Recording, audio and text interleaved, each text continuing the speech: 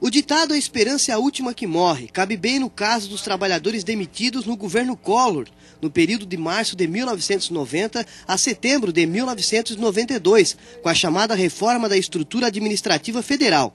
Na ocasião, vários órgãos se fundiram ou foram extintos. Na época, o sonho da estabilidade como funcionário público se transformaria em pesadelo. É o caso de Paulo, que relembra como foi difícil aquele momento. Foi bem difícil, porque toda pessoa que entra na empresa do governo, ele pensa em se aposentar ali, né? De repente houve essa reforma administrativa, meio de surpresa para todo mundo, né? Fomos colocados para a rua. Na época a gente se preparou para ser funcionário federal, né? Não tinha outras perspectivas. Foi mandado embora do dia para a noite, né? Noite para o dia.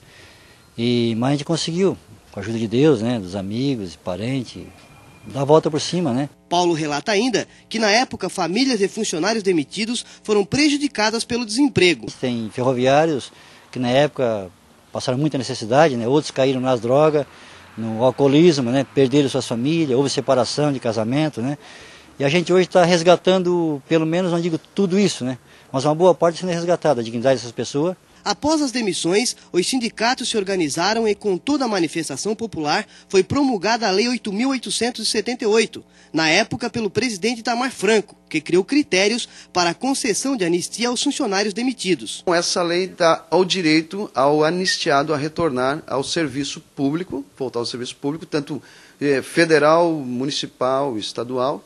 Acreditamos que até final do ano, acho que todo mundo já consegue estar alocado nos seus devidos lugares de trabalho. Inclusive, para o nosso orgulho, nós já temos aqui a primeira carta que saiu de alocação de um anistiado, ex-funcionário da Rede Ferroviária Federal, que começou a trabalhar na quinta-feira passada. Somente aqui em Tubarão são 180 anistiados, que já estão voltando ao trabalho, depois de anos de muita luta e organização. É o final de uma luta, praticamente, da anistia.